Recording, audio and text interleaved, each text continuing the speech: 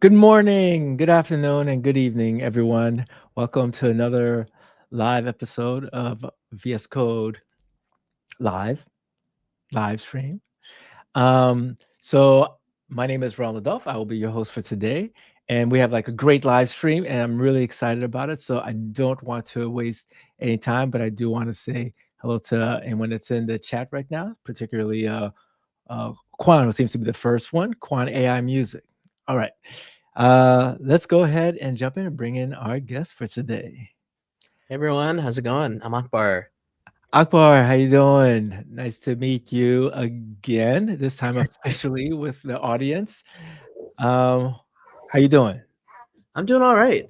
And for anybody that doesn't know, I'm Akbar. I'm a developer advocate here at Figma, and I'm really excited to show you some of the stuff that we've been cooking up with the Figma MCP, and just how it can help your overall workflows.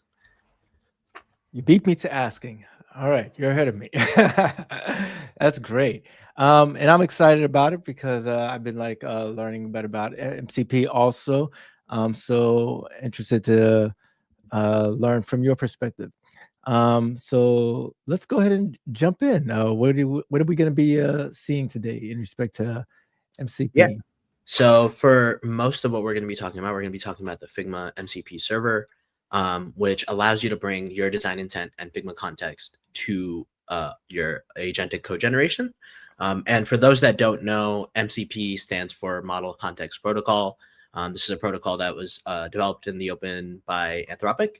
And it allows our AI agents and our LLMs to connect directly to specific services so that they can get real data and interact with other apps without having to kind of jump through a bunch of hoops and try to interpret like, oh, what is this service doing? I need to like take a look at all this context before I can do anything. The MCP servers allow those LLM agents to have specific tools just available to them. So I can kind of demonstrate a little bit of what that looks like right here.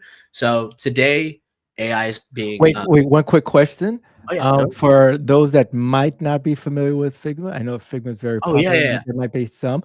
Can you let us know what Figma is? Yeah. So Figma itself is a suite of design and engineering tools that allow you to kind of go from imagination to reality as quickly as possible. And so when I say it's a suite of different tools, it includes things like FigJam, which is a collaborative whiteboard tool that you can use to kind of ideate and kind of explore different ideas on an open canvas. We have Figma Design that includes just kind of the ability to kind of create a lot of high fidelity prototypes, mocking up the designs of how your app or service might look like. And we're also going to be talking about dev mode and Figma MCP, which allows you to, once those designs are created by your designers, you're able to kind of look into those details look and get all the specs that you need to help develop it as quickly as possible, in a way that feels closely aligned to how engineering is thinking about things. So one of the powerful things about Figma is using the idea of components in design. And so like if you're going to be using a component in multiple places multiple times, it makes sense that there is a main component that you're able to kind of modify and then be able to reuse in different instances with different variants, and all those things that kind of really mirror a lot of the logic that exists in code. And so it also means that a designer's intent can come across way more clearly to an engineer because they understand how this is looking in the same terms that they're kind of used to thinking in. And it's a Nice. collaborative tool. So all your designers, your copywriters, your PMs, everyone can be in there at the same time. Okay.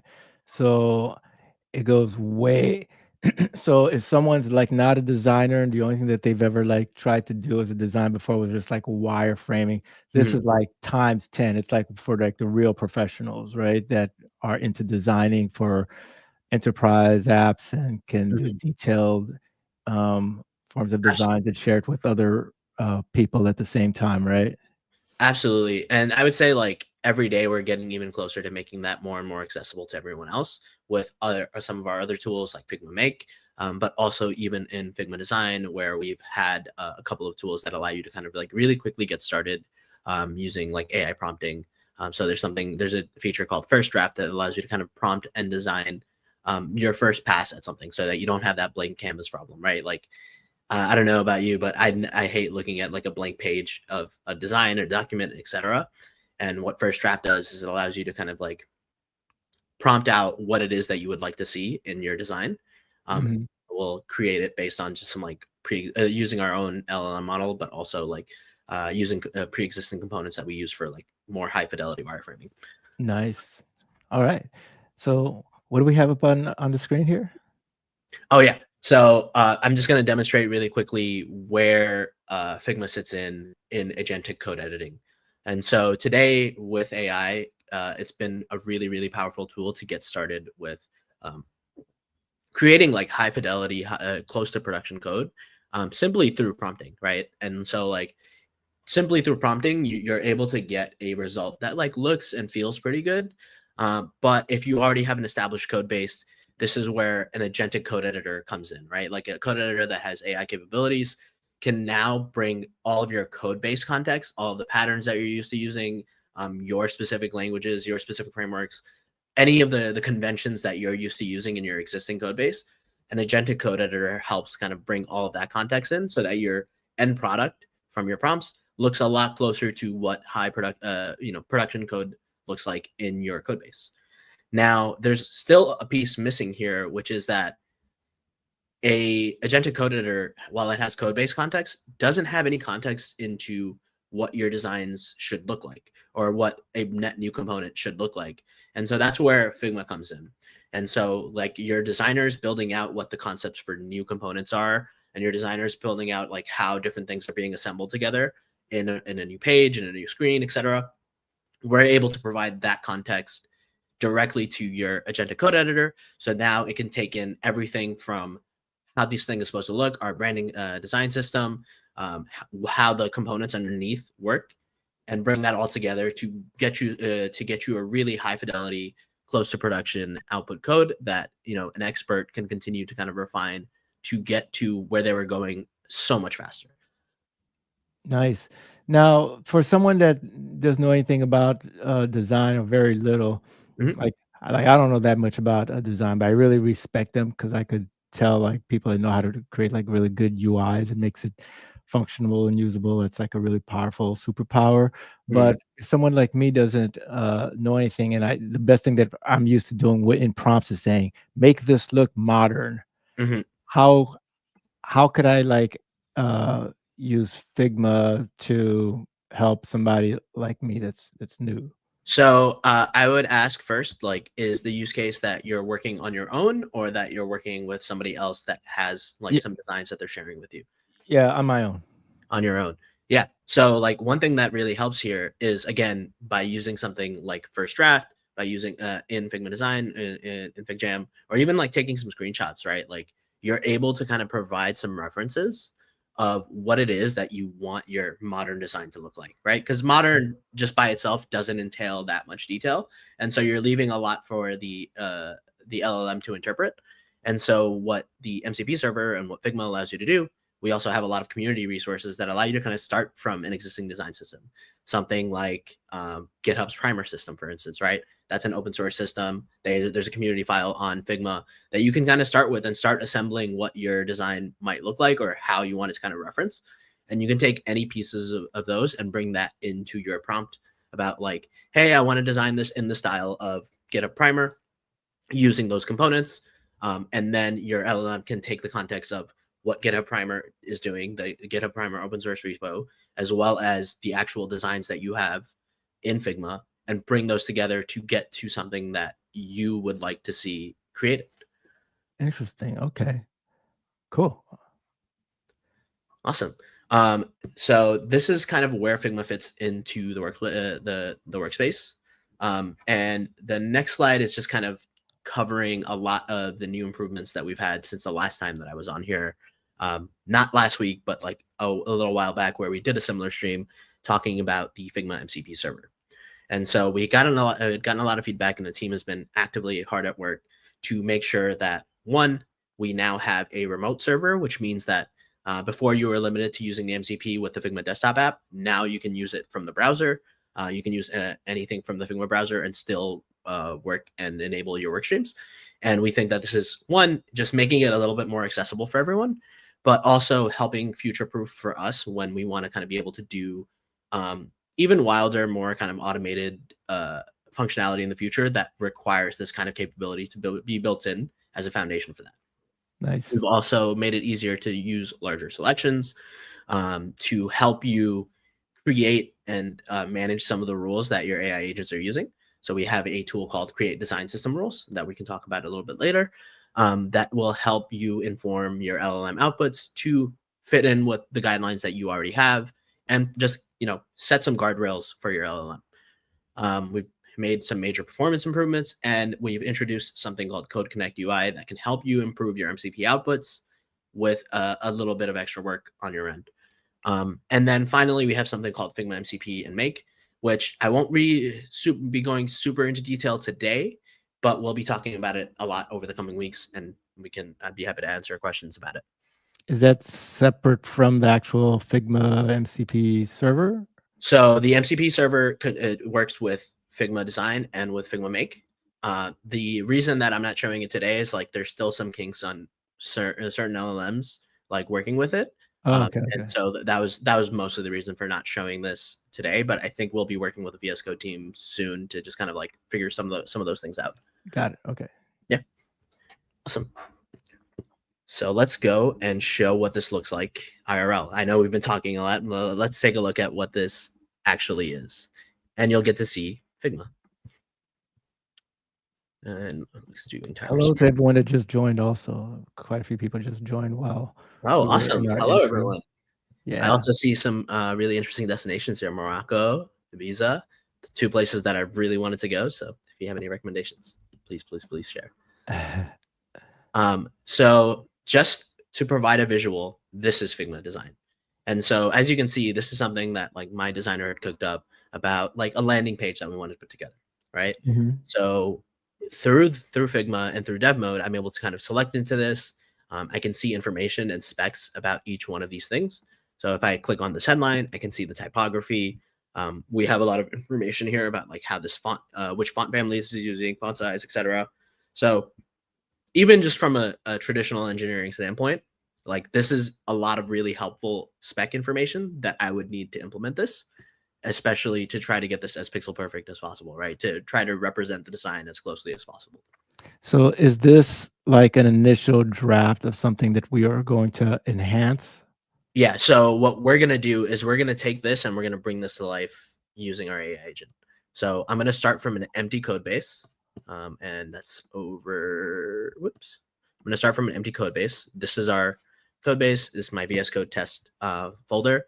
And one thing that we're going to do is we're going to make sure that we have our MCP server installed. Mm-hmm. I know that the VS Code team recently started introducing these MCP registry pages. Would you like to talk a little bit about that before I go into this? Yeah. So are you talking about like the ability to click on our extensions Hmm. marketplace and just by clicking, but just by typing in at MCP, it does shows you like a series of servers that are available, and you can actually start typing in to filter in whatever that you might be looking at. And yeah, that makes it a lot easier than how it originally was, where you Hmm. had to manually configure the MCP in the backend. But when you install it like Yep. this, it does it for you. Yeah, and it's really fantastic. And we have our Figma MCP server up here. And one thing that you'll notice in here is we also have a lot of documentation in here. So the documentation here talks about the different tools that you'll have access to, as well as the difference between the desktop server and the remote server. So by default, if you install from here, you will get the remote server. And then if you wanted to use the desktop server, you can switch out the server over here. So I'll show my configuration as I have it. And we're going to be using, for the most part, just this Figma MCP, but showing just what it looks like in both situations. Nice. Okay. So again, starting from an empty code base, the Wait, first thing quick question. So the configuration that you have here, did you have to modify it from the yeah, default? so I did modify it a little bit just because I personally prefer seeing Figma when I go to the MCP servers. And Okay. right now our registry page does something like Figma dash yeah MCP server guide, which my personal preference is I like just seeing Figma. So So that was the only thing that you changed. yeah, that's the only thing that I changed, Okay. which is just the name up here and over Okay. here. So like now I have it set so that I have both available to me because I'm often doing demos for both of them.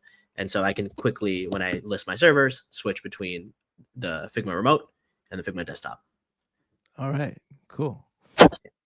So first thing I'm going to do, make sure that my MCP server is running, right? So I'm going to go ahead and start that server. Down here, we're seeing, I've also already set up the authentication. So I know some people ask about the authentication when you set it up for the first time, when you run it for the first time, it'll ask you to authenticate with your Figma account, and that'll bring up an OAuth page. And what that does is, one, it allows you to use the tool, but then it also enables the tool to have access to the files that you have permissions on. So Nice. built-in security, built-in just kind of permissions. You'll So notice. we have Oh yeah, quick go ahead. quick comment. We have someone in the chat, and I'll tie this into like your experience. Um, how did you, if when you were new, how did you get into coding and learning about Figma? And I ask because Moses in the chat Yeah. is 19 years old and is looking for a mentor. So did you Yeah. have a mentor, or what did you use as a substitute to start in your journey? Yeah, that's a fantastic question. A big part of it is I was going to school for comp sci, but I also really wanted to build things, and so I looked for as many resources as possible online to try to get like some practical coding experience. Because comp sci at school is like it's fun and it's interesting, but oftentimes you're dealing with algorithms and data structures and more abstract concepts than like building out something.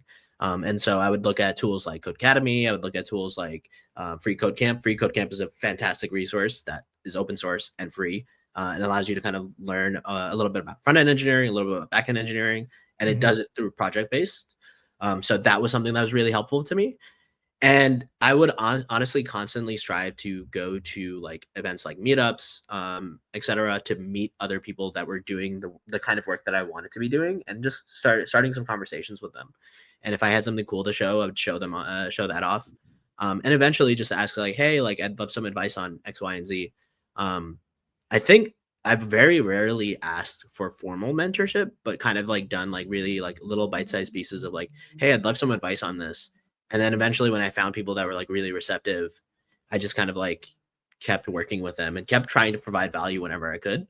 So that it was a kind of like an equal exchange. And I also found a lot of mentors outside of coding specifically. And that I think that's been something that's been really valuable for me, where it's like I've been able to bring in advice and just kind of um, just life details from different worlds and different domains, Yes. and Okay. especially at the intersection of Figma and code, right? Like the intersection of design and engineering. that's something that's been really invaluable to me. Yeah. Great answer. That's awesome. Hopefully you got all that, Moses. I was gonna mention Meetup, but you mentioned it too. I've met quite a few people from Meetup, and that's also great for networking. Also, and also you could all try to create your own Meetup group if you find that there's a void, and Yeah. then let it grow like that. It's a great way to learn. That's another great point, because in college we didn't have we had like an ACM group, for like the Associative Computer Machinery. I think that's the acronym. Somebody can correct me because I'm definitely wrong on that. But we didn't have anything that was like, building websites, front end engineering. And so I built something called the CCNY Code Dojo, just to like invite some people in to talk about what it is like to be a software engineer, and then also like have some sessions and like little hackathons to get us to like be excited and create things on our own. Nice. All right, cool. So let's continue. Awesome. So we've got our MCP configured. It's open. We're discovering 5 tools. I'll talk a little bit more about that in a second, but let's go back to our Figma file. So in Figma, I'm in dev mode designated by this green section. We'll notice that we have this MC. If I'm not selecting anything, we'll have this MCP server panel. MCP is in beta right now, which I think should be changing real soon. Keep an eye out next week. And then we have our clients. So these are the clients that I've set up with a remote MCP. I've already done the authorization for the Visual Studio Code. So that's what you see over here. You also see the insiders. I think I'm using insiders today. And then if I click on this, we see this MCP server tab will now estimate the number of tokens that the design context for this selection will take. Now, this is really helpful because as you all might be aware, when you're using an MCP, when you're using LLMs, it's really important to keep track of how many tokens that your selection is taking into account. One of the earlier pieces of feedback that we got with the MCP server was that we had previously, if your selection was too large, your MCP call would either hang or fail. And so now we've implemented a new solution where, one, we're providing this context of how many tokens this selection will take. But two, if it's a really large selection, we'll have like a little like alert over here. And also when you use that link with the MCP, what it'll do is it'll use a tool by default called get metadata. And get metadata gives like a really small representation of like what the different files and frames are in your selection, and then will instruct your LLM to incrementally go through the smaller selections so that you're able to look at the entire thing, but without blowing up your context window. So you yourself could select a lot, but then when you try to run it on the back end, it'll break it up into smaller chunks. Exactly. Okay. And so that also has other use cases where like by having that metadata, you're able to do some more interesting things with the MCP, right? Like code generation is one valuable use case, but there's also a lot of stuff that you can do in terms of just asking your LLM about like what it's looking at, because it'll have access to layer metadata, all of this layer information, the actual content of this, anything in Figma. There's something called auto layout that allows you to set constraints and define how this thing will resize, right? So you'll notice that like at different sizes, it's switching up the design a little bit. All of that information is also taken into account.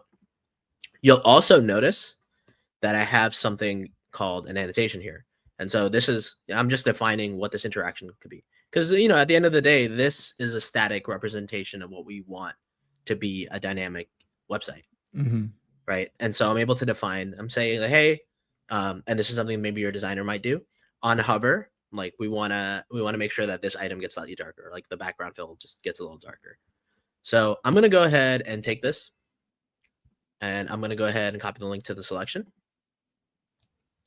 and move over to VS Code. Server's running. And can you implement my Figma design as a responsive website? And I'll switch to Cloud Sonnet 4. So that's usually when I have the best results. So I'll do that and set that up. And so this is really important. I need to bring in the URL, especially if I'm using the remote server from the browser. I need to bring in the URL, I'm using the local server on the Figma desktop app, I can actually just reference the selection, like, hey, I've selected a Figma frame. Can you implement this? And it'll be able to tell what it is. But with the browser, since we don't have that direct relationship, Mm-hmm. we need to specify with the URL. So I'm going to go ahead and do this. And, hopefully the live demo gods are in our favor today. By the way, when you have like a large selection, that equates to more tokens also? Yes? Yeah. Yeah. So it's pretty linear because the selection maps to how many tokens it'll take. Okay. But the first thing that we do when we recognize that, we're able to recognize that on the back end, is that instead of running get design context, which we're doing right now, we would run get metadata first to break it up into the smaller chunks, Yeah. and then use those chunks to process. Now, the first thing that the MCP is going to do right here, like, or if it's not doing get metadata, is it's going to try to get design context. And what get design context does is it provides a pseudocode representation of that design that we were just looking at. Now, I want to be really, really clear here. Like, this looks like a React and Tailwind code, but this is simply representational. This is not code generation that your LLM is going to be creating. This is for us to represent all of the details that are in this design, and LLMs take really well to code that they can parse. And so we provide it in that format. That design right there, how was that created? Like within Sigma or just Yeah, like? so this design was created within Figma. Yeah. Okay. There's also like a bunch of, by the way, there's also like a bunch of like different tools and plugins in Figma, so that make it even easier to kind of get started. So not only are there templates and community files, but like we have a plugin, a bunch of different plugins that allow you to kind of like start from a website and bring it over, and just bring over like the representation of that website, and then you can just kind of modify freeform until you're kind of satisfied with it. So if there's like a website that you want to take inspiration from, you can do that. You can start there and then start just changing it the way that you want it to. So actually, someone just added Riza Ramadi. What would be the strategy to use it for an existing repo that already is developed? Are you talking about like for an existing code base or an existing design that like already? Correct me if I'm wrong, Riza, but it sounds like she's saying like if it's already just on GitHub, like an existing website there. Yeah. Yeah. So you can use this. I'm showing this example from scratch. I have another example that shows from an existing code base that we can talk about right after this. But the process is exactly the same. So the process is exactly the same in terms of like you have your design representation here. We're going to bring it over. We're going to get design context. This design context is going to help inform our LLM to build this out. If you already have an existing code base, that LLM just has even more context, right? So not only does it have this Figma context, it also has your code base context. So any instructions that you already have or any examples that it's going to like search through and reuse those. So yeah, she just said yes, existing code base. So like starting from scratch, someone gave me a URL to a repo. I could download it and then start up Figma, and then just is there a way to just like import it or point to it or? Yeah. So in this situation, like you already have your existing code base and it's hosted somewhere. What you can do is you can copy the URL for where it's hosted, especially if this is going to work slightly better with a more static site. So if I'm running it locally and it's like a local URL, then I copy that. Yeah. So if it's a local URL, then what you're going to want to do instead is probably just take that as a screenshot and then be able to like start referencing that way. Oh, I can't just copy like the local URL and there might be some plugins that support a local URL. The complexity there is that like it would require like a local server to be run on your desktop to be able to kind of share those details directly with Figma, right? Figma doesn't have access to those details. But some of these plugins, like for the ones that are like taking websites and turning it into design frames, those plugins are essentially crawling that website and then recreating the website as frames in Figma.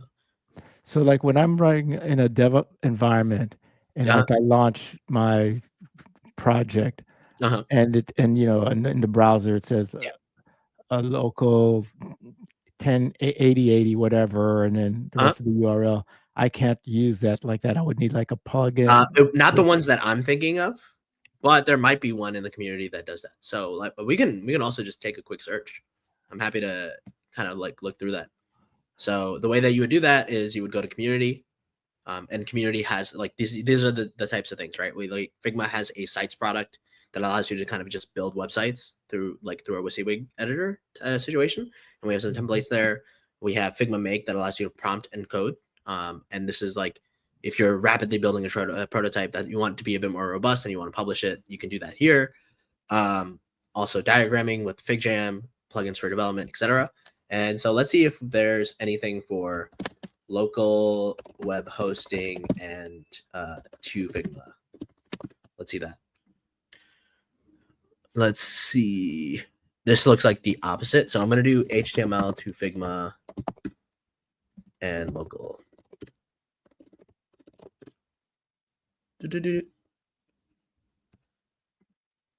So it looks like this is also interesting. Private web page import. I wonder what that is. This still looks like. Oh, okay. Here we go. So this is a great example, right? Like this plugin looks like they have a browser extension that's able to capture something more locally. And so something like this might be helpful in your use case where instead of crawling an already hosted page, you can use the browser extension to get that information that gets passed to the plugin, and the plugin will create those frames in Figma. Okay. JJ just said, please explain more about the plugin which allows you to imitate the design of another website that you want to implement. Now, what you just showed was in case we're dealing with like a local host, but just for another website. That it looks like that plugin supports both of those use cases. Okay, so they would still need a plugin. Yeah. So I would just look up something like HTML to Figma or something like that. When you're searching for plugins, you can go to figma.com/community, search for those plugins, and that will be available to you. Okay. Then I think I'm missing something then. So why was it that you were able to use a URL without having a plugin in what you just showed me? Oh, you mean in the MCP over here? Yeah. So this URL is the link to this design right here. Right. What we were talking about before is like taking a website and importing it into Figma. This is an export action. Okay. Okay. So if it's like a whole website, that's when you need like the plugin. Exactly. Exactly. Okay. If you're taking something that's external to Figma and you want to bring it in. Okay. All right. Cool. Yeah. So back to this. This is our code representation. One thing you'll notice here too, we're also seeing the images that are in our design. So like these screenshots, they're getting imported directly as assets, and that's also going to be shared directly with our agentic code editor. And you'll see this looks a lot like React and Tailwind, but once again, this is purely representational. If you tried to run this, it probably wouldn't run. And one other thing that I wanted to call out here is that annotation that we were talking about before, that's also in here. So like all that representational data is in here. Let me see if I can find it real quick. Annotation. Sometimes I can do Command F. It looks like I can't do it today. Where do we go? Where did I put it exactly? Okay, it's on the featured.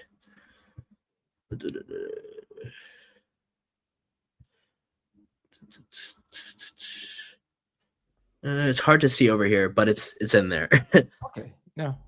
Down here, we also provide direct references to the styling that's contained in this design. So in the selection, remember we saw that we had a specific font family, we had a specific font style, the size, all the line heights, all that stuff. All that information is getting carried over. And over here is just like a little reference to that annotation. Like some elements have annotation data attributes. Make sure that you read them.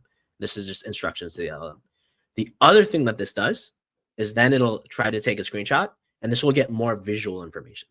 So the first part is like metadata, all the layer information, all the metadata that's on this design. But then we're also getting that visual so that it understands the purpose of it. So that gets provided to your LLM. Your LLM interprets that, starts creating these files. We have our index.html here. I'm going to go over here. I'm going to even like raise the editor font here. so that's a little bit easier to see. And again, this looks and works exactly like HTML.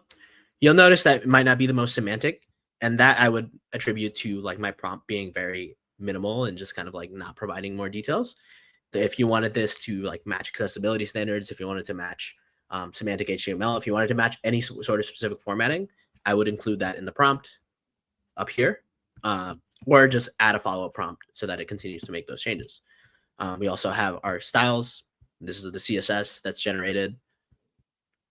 And even like this is nice. This also has some documentation on how this should be used. So all that's done. I'm going to go ahead and keep those changes. And I'm also just going to start a server so that we can take a look at what's here. And this is back from my Python days, but it's a trick I still just kind of stick with. Clear that. And I just do Python 3-m http.server. And this will create a local host just in my current directory. So that's on port 8000. So I'm going to go from here to localhost 8000 and hope the demo gods again are in our favor.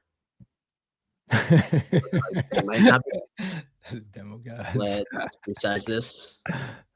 Okay, it works for mobile. We got this working for mobile, but it looks like there's some responsive tweaks here. I do have a pre-bake that I did that I can show a little bit, show off a little bit. So let me switch to that real quick. But again, this is something that happened in the course of like what, 4 minutes, 3 minutes. So again, like if I was just starting from scratch, this already has taken me really far.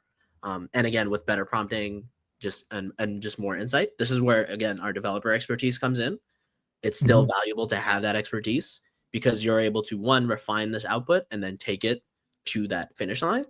But then also think about it more creatively and have it help you elevate your own just kind of ability in terms of like, I might have spent like a few days just putting or a day putting this together. I can get that started in 5 minutes. And now I have the ability to explore this even further than I would have otherwise. Right. So for those of us that might not be too familiar with like the painstaking steps, like what are like some of the key things that end up taking a lot of time? The first thing would have been like, if I go back to that design, right? Like back in the day, I don't know if you did any web development back in the day, but like one of the first things that you would be doing is just like, I might print this out. I start redlining this and was like, okay, I need to break this up into the different sections that it's going to be, right? Like those are the divs that we see in our HTML. So the first thing is like just figuring out how am I going to structure this thing so that it works for HTML. And then it's thinking semantically about like which headers to use, what am I going to call each of these things, how am I going to break each of these things up in terms of styling, like which styles are going to be global versus specific to one element, all of that stuff, right? Like I also need to get all the assets, right? I need to make sure that I have the images. I need to make sure that they're named properly, and then I need to be able to reference them.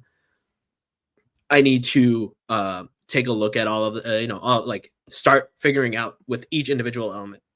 So if I look at this, I have inspiration tag. I have to manually write out the CSS styling for this. Figma also helps me with that case, right? Like I have all the CSS styling for this. I can just copy this and start from there.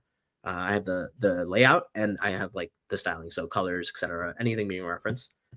All of that stuff are the steps that I would be taking, and I'd be doing this, one at a time, right? Like I'd be chunking through this, and the LLM, you could argue, is doing the same thing. It's just doing it at a much faster pace. Nice, it's beautiful. Good times. Yeah. Blah blah blah. Oh yeah. Let me switch to my pre-bake. So to do that, I just have it. I believe I have it as a Git branch. So let's see. Yeah. Oh, I'm in the pre-bake. I shouldn't be in the pre-bake right now. Let's do a git reset hard. Oh, I know what it is. Okay. And then I'm gonna go back one branch. So I set this up really weird. And then I'm gonna do what's it? Git reset ed 1. There we go. This is our pre-bake. This is what we had in here. And let's go to our localhost once again. Sorry, bear with me. This is localhost. So we have this. Oh, this is not the pre-bake. Oh, unfortunate. I do have another backup pre-bake. When you're doing live demos, it's always good to have backups. So Absolutely. let me disable this server and let me open up our backup. So that's this Earthling repo. Do we have this running? Nope. And then we can do Python 3-m HTTP server. In the meanwhile, folks, if you have any other questions, feel free to just drop it in the comment. So yeah, this is our pre-bake. And again, this got us. This one is actually like super solid. One thing that's missing, it didn't take into account the interaction, but again, I can take care of that. And if we're comparing this to how I would have done this even a year ago, right? Like a year, 2 years ago, like this is a dramatic improvement in terms of just kind of like speed. But at the end of the day, the idea here is to build something meaningful, right? And so like this helps me explore more meaningful interactions and explore and take this further, take this concept as far as I need to take it. Nice. Does Figma help developers that do mobile apps? And I'm not talking about like just mobile friendly on the website, but like an actual, like iOS interface. Yeah. So the next thing I'm going to talk about is something called Code Connect, because I'm going to show what this looks like in an existing code base. Okay. And the examples that I'm covering today are going to show this in web, but all the same concepts translate over to mobile. The nice thing about the MCP server is simply just delivering, where's this? Yeah. The MCP server is simply just delivering this context, but then your LLMs are the ones that are actually generating the code. And so like the LLMs are based on what your code base exists of, right? So I could take this data and I could prompt it, instead of building this in HTML and CSS, I could prompt it to like, hey, I have this design, I want to implement this in Swift UI. Right. And then I would probably provide some more details about like these styles exist in this part of my repo, or if maybe you're building it from scratch, and that's where the LLM will kind of come through. But the nice thing about Figma is that design context is going to be as reflective as possible of those mobile designs. So for instance, we have tools in Figma that allow you to kind of replicate some of the built-in effects that are in iOS, right? So like liquid glass, for example, is something that's built into iOS 26. It's part of the iOS SDK. And we have an effect in Figma that allows you to replicate it and allows you to kind of provide all of those details. And that context can be shared directly with your LLM. Nice. So JJ just said, just to add a little, you can add the hashtag get_design_context. Oh, yeah. Context to confirm that the Figma MCP server tools are available. Yeah. So these are some of the tools, right? This is for the Figma desktop. This is Figma, get design context. There's get metadata. There's get screenshot. Yeah. There's create design system rules. This is, I'll talk about this with the next example. But this is basically a way for you, like even if you didn't have a rules file and for those that don't know, a lot of your agentic code editors, they have this concept of rules. And these are just instructions that get referenced by your agent before it does anything. And so this is something that we can help you create with create design system rules. And this is catered specifically to the use case of you're using a design system and you want to make sure that it's being leveraged properly by your agentic code editor. And so we had gotten a lot of feedback that people want to know how they can kind of get started with that, because this is it's still an ever-changing and evergreen field. And we were working a lot in it, and so they look to us for guidance on that front. Nice. Okay. So let's go to our next example. So I'm going to go ahead and open recent SDS. Now, this is something that's going to be really cool because SDS is Figma's first-party open source repo. I'm going to go ahead and let's see what's in our demo. Yeah, I'm going to clear all of this. We're going to start from scratch. Oops. I'm going to leave this one. I was just removing some cruft for our demo. And I'm going to go ahead and npm run at dev. Ooh, maybe I need more than this. What's going on here? Again, live demo gods. Service was stopped. Oh, I know what's going on. This is okay. I I'm going to need 1 second, but essentially what's happening is our internal security is blocking some services. And I Okay. did ask them about this earlier today because I was getting notices about this. So I'm going to try to run that again and see if I can trigger that error. But I'm going to have to stop sharing my screen for like 2 seconds. Sure, no problem. Open Slack. Where's everybody from, by the way? I know there's someone from Morocco. Feel free to let us know where you're from in the world.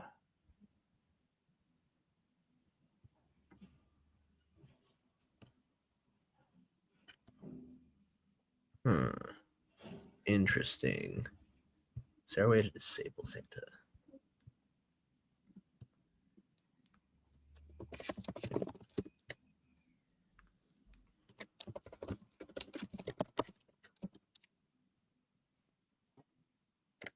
Are there any questions in the chat? Happy to answer questions as I'm getting this back together.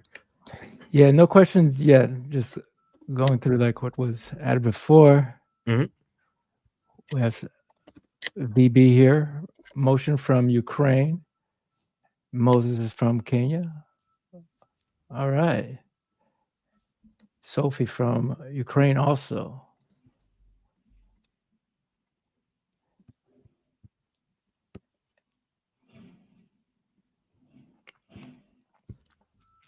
By the way, everyone in the chat, could you drop how many years you've been familiar with Figma?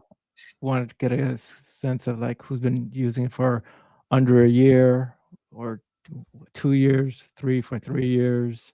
Speaking of, if folks are brand new to Figma, we have a lot of resources. And for instance, if you're younger and maybe are in school, if you go to figma.com/education, there's a way for you to get Figma for free as a student and get access to the entire suite of tools that we have. And Nice. on our YouTube page, there is an EDU playlist where my good friend Miggy does some amazing content on how to get started and with like as little fluff as possible. Like he will show live demonstrations on how you can do some really awesome things in Figma really quickly. And he's historically a professor, so he's Professor Miggy from Figgy. Like he's got it all. Nice. Highly recommend. So Sujit, you'd want to check that out. Sujit has not started yet, so he's brand new. Yeah, so I would definitely check that out. And what do they need? Just like to have a EDU email? Yeah, EDU email. I think we now verify through something called Share ID or there's like a service that helps verify that you are a student. So there's that, and then like if you run into any issues, there's like a support. Basically, yeah, you just follow the instructions on there. They help verify that you're EDU with your EDU email.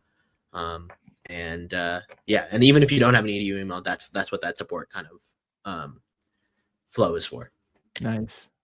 Okay, so we're still having some trouble. I'm gonna try to see if I can just disable the Santa. Santa is the tool that's kind of like checking security, and it looks like we were running into this issue before, and it looks like my device just isn't syncing properly.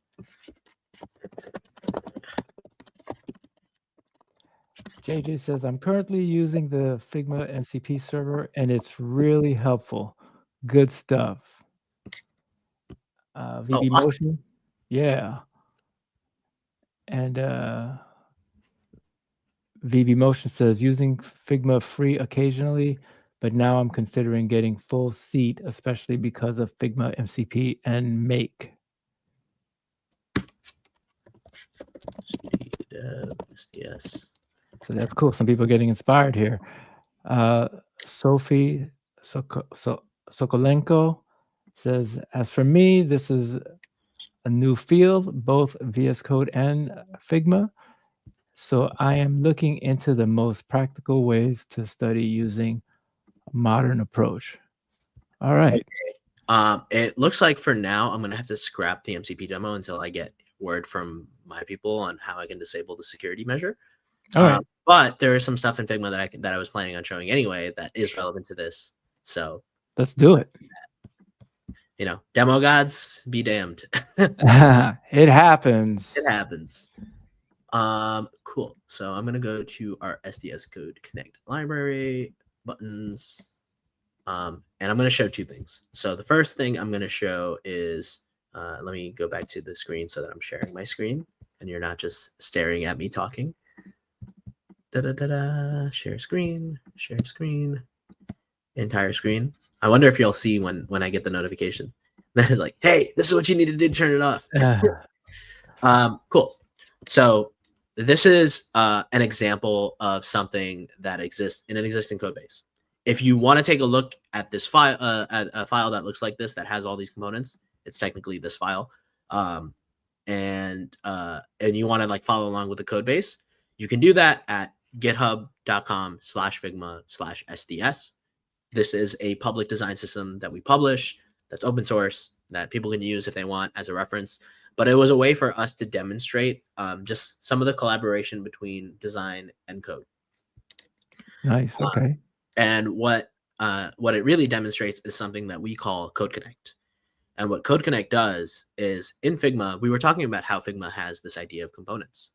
And we were talking about how that aligns really closely with the concept in code of components, right? You might have like reusable components that you're using often over and over again.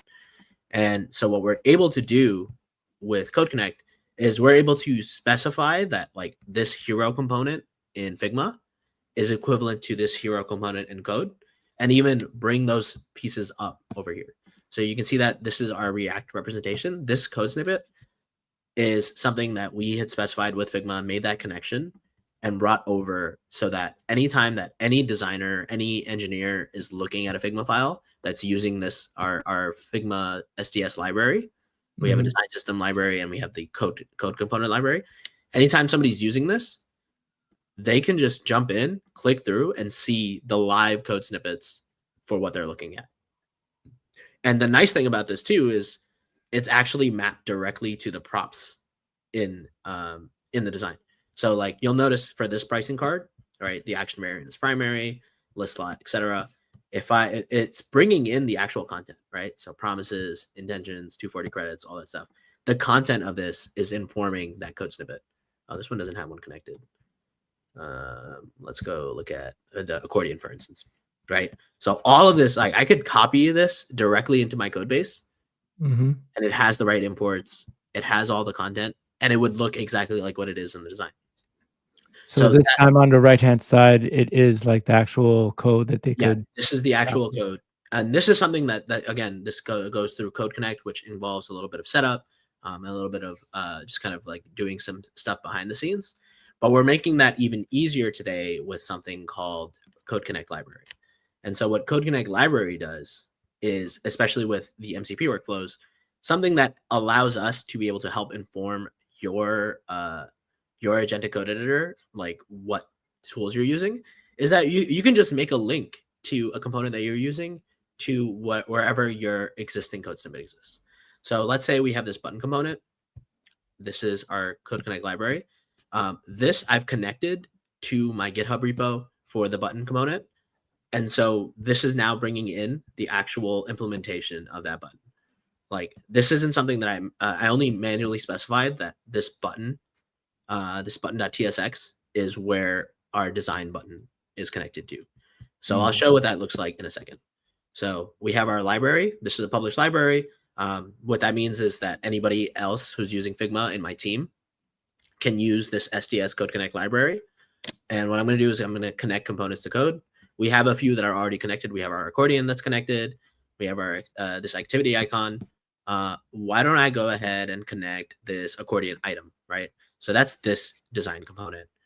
I know that it's also going to try to guess, like they're using some AI to try to guess what source file this is coming from.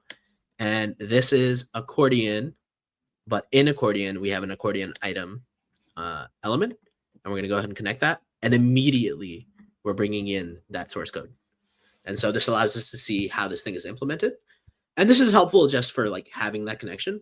But what it's really helpful for is now when I make a selection that has this component involved and I send it over to my MCP server, I'm gonna have a link like, oh hey, this thing that I'm this part of the design is an accordion item, and that refers to this code component in your code base. So when you're seeing this, make sure that you're using the code for accordion item coming from GitHub. Nice. And And if you clicked on the drop down right there, does it do anything? which one? If you go back to where you were when you were showing the With the accordion item? Yeah. Okay, yeah, let me do that. So that's down here, library, connect code and components, accordion item, connect this. Yeah, like right there on the left hand side. Yeah, that little drop down arrow higher. Like to the right of the word title. This that won't do anything for this today, but we actually do have some stuff rolling out that will allow you to basically see all the different versions of this component and see how it changes your code base over here. That is basically a replication of this. So that's something called the component playground. And what this does is I can look at this component. I can look at this anywhere in our files. Even without edit access to the file, I can look at this and I can see how this would change in different variants, different scenarios, right? We have the primary, neutral, and settle variants. We have like the disabled state. I can make this a small button and see how that changes. I can change the content, hello world. And this is a sandbox environment for me to figure out how this design might change. I can switch the colors. If we have variables tied to like responsiveness, I can also show that here. And so we're bringing that into that Code Connect, this piece, but it hasn't rolled out completely yet. So that's why I'm not able to show it today. Nice. Niliana says, ask if we could show the link for the SDS file. Oh yeah. Let me actually just walk through the repo since, let me just do that. Thank you, Liliana, for the amazing suggestion. So again, github.com/figma/SDS. Can you control plus a little on the web browser? Oh yeah, let's do that. And let me make this bigger. How's that? Yeah, that's better. Okay, so this is our SDS repo. It's a public repo. This is our base design system. Shows how all of the different pieces of Figma can be used to create a really strong representation for your engineers. And this link right here takes you to the community file. So you can go ahead and make a copy of this. I would say make a copy of this file, or even use the UI kit in a new file and be able to get those same code snippets directly out. So if you make a copy of this file, then you also want to follow the instructions for the setup over here. That walks through all the different things that you would do. But one thing that I do like to caveat here is Code Connect is specifically for organizations. So you have to have like a specific tier in Figma to be able to access this. If you're just playing around with it, I would do the UI kit, because the UI kit is available to everyone. So the UI kit means that like I can go to Figma, I can make a new design, right? And in assets, these are our internal libraries, but like, these are the UI kits. So the UI kits we have for iOS 18 and iPad OS, Material 3 design kit, and Simple design system. And all of these are code connected. So like, I'm going to go ahead and take out this, like we have an example article page, right?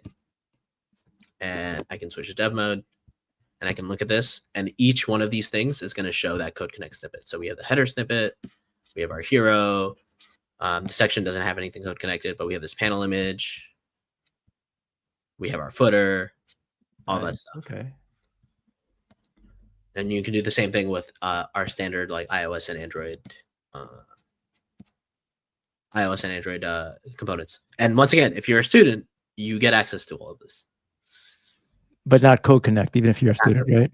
Yeah, because Code Connect is meant for like a large organization, right? Like right. So you got to graduate and get a job first to get Code. Graduate and get a job, then you can touch Code Connect. we are looking at ways to make this as more accessible for folks. So again, I happy to kind of continue sharing that feedback with our team. Nice. Awesome. All right. Any other questions? Because that covers most of the stuff that I was going to be talking about. Okay. I can show a little bit of what Figma Make is. This was an example that I really wanted to show today. But it looks like even with the other issues, looks like it's not going to happen. But this is something that, with very little, like this is all from a prompt and one picture.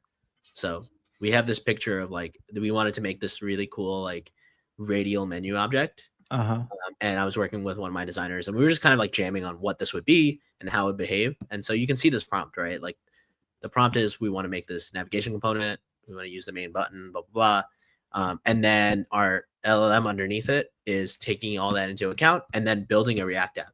And you can see all the code behind the scenes, right? So this is all the code that built this. And we even, recently created like this download. You can just download this code and run it yourself. But it's hosted on Figma Make. We have this button component, and this button component is made from just kind of like us prompting it and us refining that prompt over a few iterations. Students, again, also have access to Figma Make.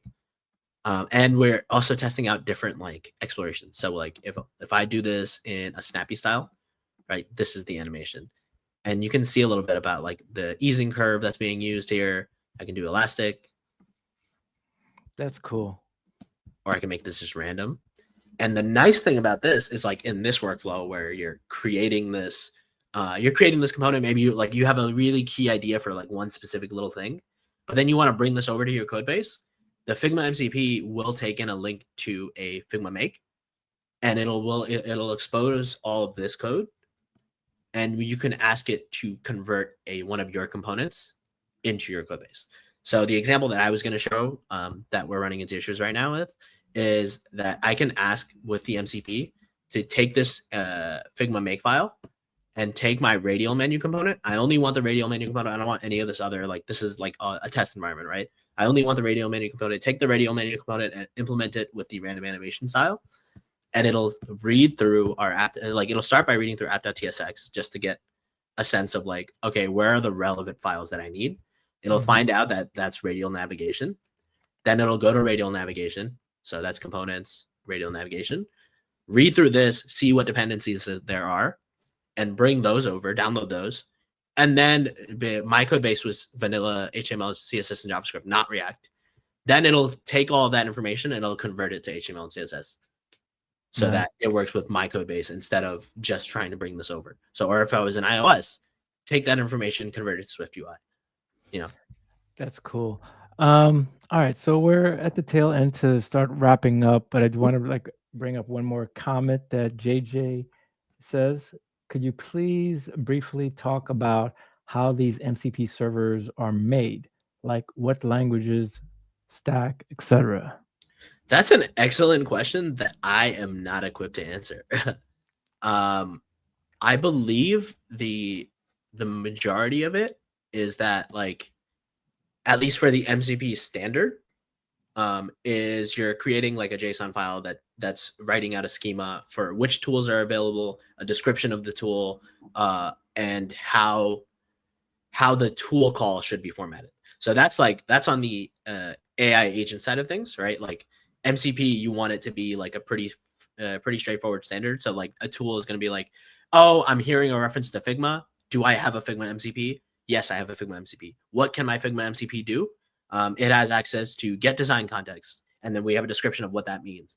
It has access to get screenshot, and we have a description of what that means. But then it also has like a format for it has to take your input, your prompt, and convert it to the format that our tool is expecting to get information back. And then on the back end, that's on the Figma side, we are taking in, it's almost like a tool call, right? Like it's like get design context, and we ask for like a file ID, right? And so with that file ID, now in the back end, we're doing a lot of processing to share the information that your LLM needs. So on the back end, we're using something called Design to React that is creating that representation of what your design is in this React and Tailwind representation, and then that's what we're returning. We're also doing additional processing to bring in information about your variables and your styles and all that stuff. But that's all stuff that we're doing behind the scenes and not directly related to the what the LLM is looking to. The LLM is just making that call to our server. Cool. All right. Well, so thanks so much for everyone that's dropped like their questions and comments so far. So Akbar, for the new fans that you have, if people want to follow you, Yeah, and so if they my want to handle's keep right in touch, there. yeah, I am at actually Akbar. I'm that on Instagram, on Blue Sky, etc. Uh, and on LinkedIn, I'm just Akbar Mirza. So I'm just the developer advocate at Figma. Should be pretty easy to find, etc. And if you happen to be in San Francisco next week, we're going to be at GitHub Universe, and I'll be doing the Figma booth over there. So if you want to come say hi, I'll be over there, and I can show you some stuff live, and I can answer any other questions that you might have. nice. And in the future, what do we have to look for in the horizon that you're most excited about before we wrap up? I am also I'm really excited for that make example to work. Because like that to me is like one of the most accessible ways for somebody to try something new in code, right? Mhm. Figma Make already available. You can go ahead and you can start experimenting with that. But what the Make MCP does is it'll take all that like rapid prototyping and experimentation and allow you to have like really fine-tuned control over how you want that output to exist, right? So if you wanted to build an iOS app, you wanted to build an Android app, right? Like you can bring that expertise of your own, or like you can do some learning on that side, and then you can use Figma Make and the combination of the MCP server to start bringing in some of those like rapid exploration prototypes.